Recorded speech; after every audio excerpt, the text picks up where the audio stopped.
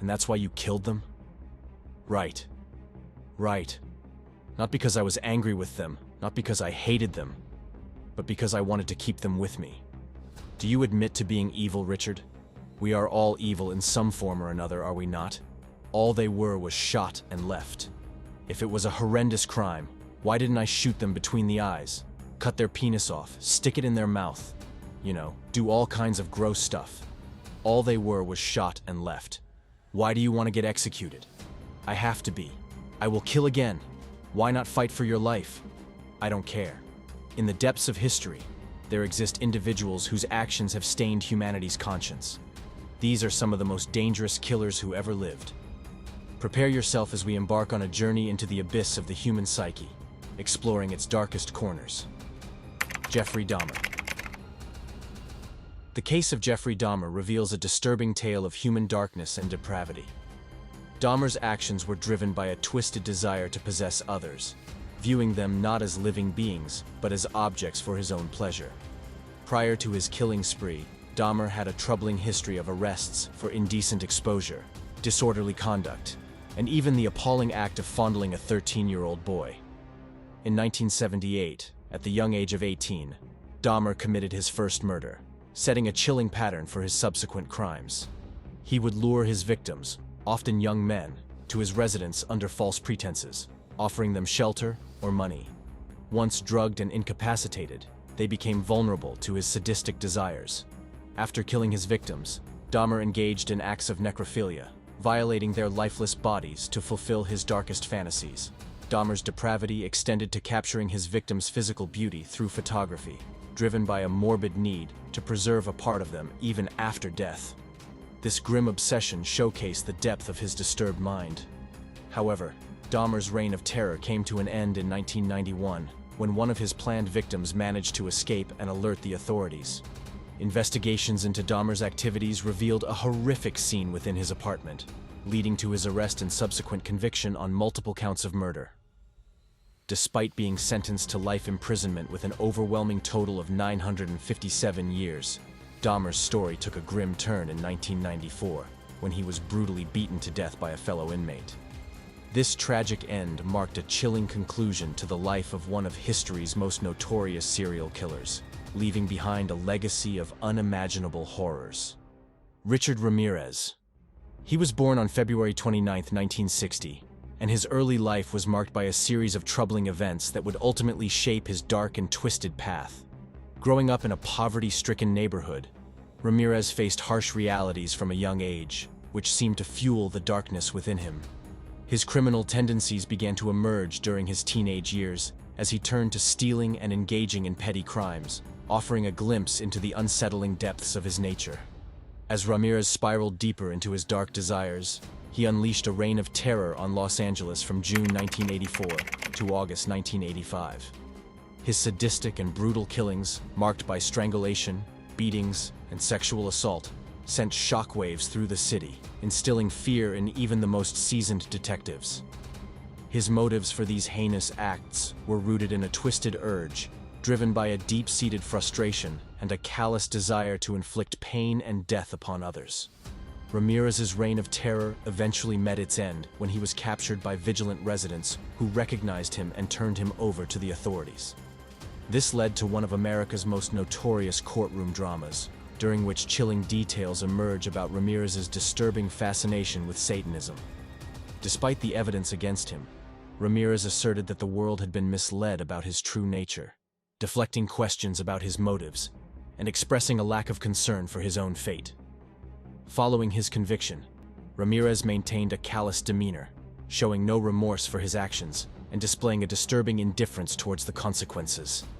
Even when pressed for answers about his crimes, Ramirez evaded providing any meaningful explanation, at times attempting to draw misguided comparisons between his actions and those of the government.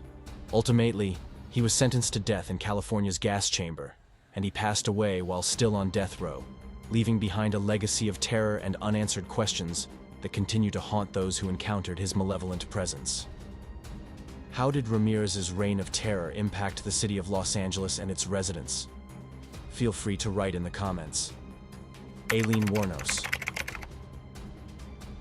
one of the most notorious female serial killers in history, left a trail of fear and devastation in her wake. Her troubled upbringing, marred by abuse and abandonment, set the stage for a descent into darkness that culminated in a chilling killing spree. Raised in a tumultuous environment, Wuornos found solace in the streets and turned to prostitution as a means of survival during her tumultuous teenage years. As Wuornos delved deeper into her troubled psyche, she embarked on a horrific series of murders along the desolate highways of Florida. Unsuspecting men who crossed her path fell victim to her twisted rage, meeting a tragic demise at her hands. It was during this rampage that she formed a relationship with Tyria Moore, who would ultimately betray her to the authorities, leading to Wuornos's arrest and subsequent trial. Despite her claims of innocence and manipulation by the government, Wuornos pleaded no contest to the murder charges, accepting her grim fate. She was sentenced to death and chose death by lethal injection over a life behind bars. In her final interview, Wuornos continued to assert her belief in a conspiracy against her, accusing the police and government of tormenting her with auditory hallucinations. As the last interview concluded, Wuornos expressed bitterness and blamed society and the government for the tragic course her life had taken. Her parting words echoed a sense of loss and resignation, highlighting the profound impact of her troubled past and turbulent journey into darkness. AileenWuornos' legacy stands as a stark reminder of the dark complexities of the human psyche and the tragic consequences that can result from a lifetime of hardship, trauma, and despair. WesleyAllenDod. He was a troubled individual who committed horrific crimes that deeply impacted the lives of innocent children and their families. Born on July 3, 1961, in Toppenish, Washington, Dodd's childhood appeared normal on the surface. However, behind closed doors, he experienced emotional and physical abuse at the hands of his father, which left lasting scars on his psyche. Additionally, Dodd grappled with his sexual attraction to boys from a young age, a realization that would later play a significant role in his crimes. At the tender age of 9, Dodd's disturbing inclinations began to manifest, eventually leading him down a dark path marked by unspeakable acts of violence. By the time he was only 13, Dodd had begun a chilling spree of sexually assaulting and murdering young boys. His diary, which he kept during his imprisonment, offered a peek into the depths of his depravity, documenting his crimes and even outlining plans for future abductions and killings. Dodd's heinous actions included the abduction and murder of innocent children like brothers Cole and William Neer and 4-year-old Leigh Iseli, causing immense shock and grief within the community. Despite his chilling admission of enjoying killing and the potential for repeating his crimes if given the chance, Dodd's reign of terror came to an end when his attempt to abduct another child was foiled at a movie theater.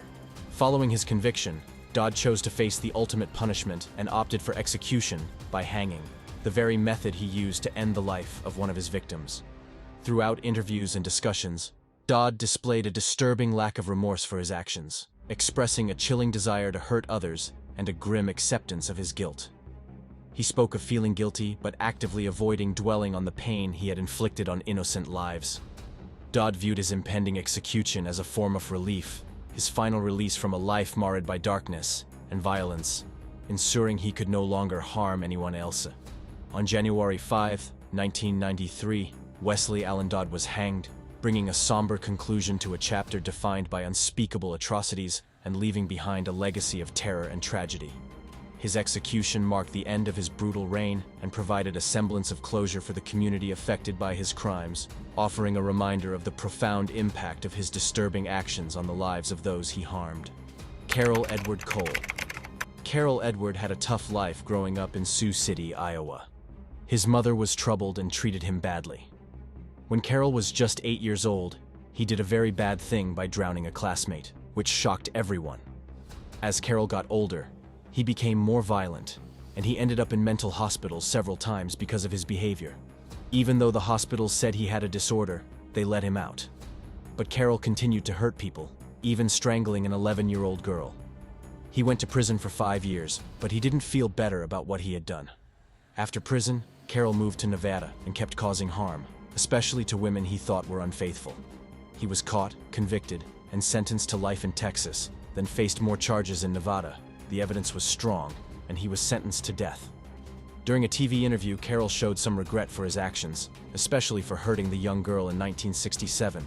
When asked if he deserved to die, He couldn't say it directly, but understood the seriousness of his crimes. In the end, Carol was executed by lethal injection on December 6, 1985, putting an end to his terror for good. Thank you for watching our video on the most brutal serial killers of all time. We hope you found it informative and eye-opening. Remember to like this video if you found it intriguing, and subscribe to our channel for more content exploring true crime and human psychology.